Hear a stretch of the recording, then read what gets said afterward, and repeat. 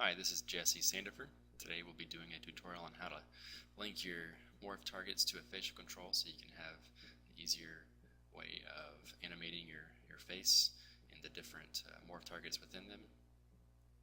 There's one way of doing it, and some of this will get kind of technical, but don't have a whole lot of time to go into the way some of these things work within Max, but it's just a proven method the way it is, so we'll go through it and do the very best we can with explaining what it is that I'm doing as I go along. So we'll get started. We've got our base mesh here with two morph targets, a left blink and a right blink.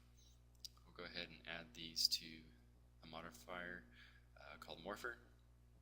In the modifier stack, go ahead and add it to your base. Right click on empty, pick from scene, and then click on your morph target.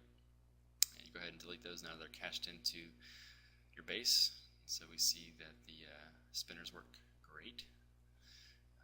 So we'll make our control for it now using a rectangle as the limits for the actual control. So we'll get it kind of squared off here, and we'll add the circle, which will be the actual element that you'll be animating once you get it rigged. So bring it in there, kind of get it all nice and pretty looking there, and align it to the rectangle.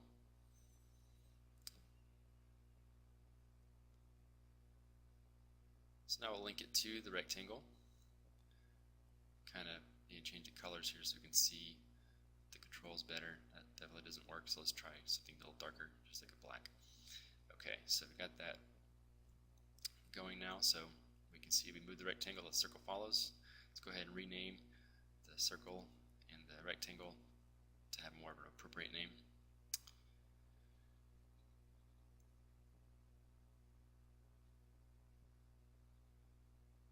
So now we'll go into animation menu, the IK solvers, and we are going to pick HI solver. And we'll link that to the rectangle, hide the IK, and now we will go into the IK tab, and within here is where you can set some limits for the circle and for the rectangle. Now, the rectangle has a habit of moving around unless we has a habit of moving around with the circle unless we give it a limit on its rotation. So we'll do that here. We'll just make it all inactive. Disable all that. It seems to work. Keeps it all nice in the same spot. Do the same thing for the circle, but we'll be doing things more in the sliding joint menu here. So we'll go ahead and activate all of these and put them on limited, and we'll limit them to half of the width of the rectangle.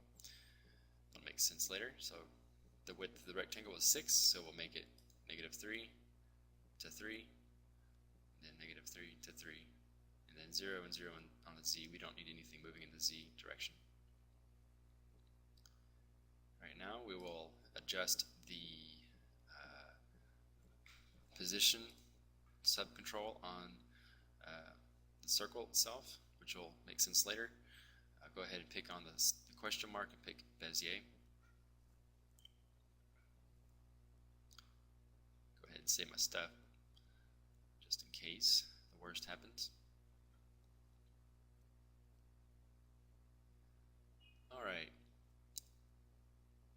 so now we'll go into a thing called Reaction Manager, also in the animation menu. On this Reaction Manager, we have things called masters and slaves. Master will be the actual circle, and then that will control a morph target, the slave. So now we'll add the master.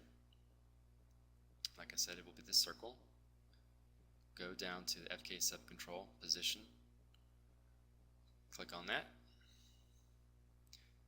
and now we'll select it and then add slave. Click on your mesh, go to modified object, morpher, then left blink. And you can see we have the value of the morph target at 0 whenever the circle is at 0, 0, 0. So that's its initial state.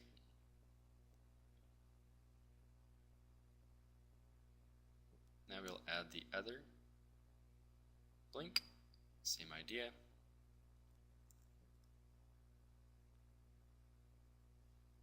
Alright, we'll go into parent mode. That way we can tell how far we are within our limits within that rectangle since it's the parent of the circle. Alright, we will go the farthest limit to 3, -3. So when it's down, to the right side, the right blink will be down. So we'll hit that little create and then type in 100, which basically means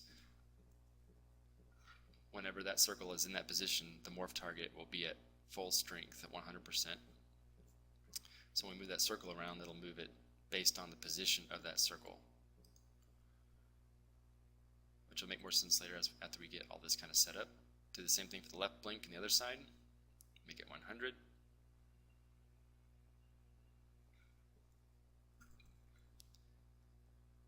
And we'll notice that if we want to close both eyes, we need to adjust this. So we'll raise it to 150, which doesn't quite work.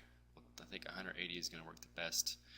This way, when we want to close both eyes at the same time for a normal blink, it'll actually close both eyes all the way, as we can see here. And keeps it asymmetric too. You can still move it around, and you can do a little wink. That's the kind of the fun part about this. So that kind of gives you a basic idea of how to use the reaction manager to control the wiring between a morph and the control.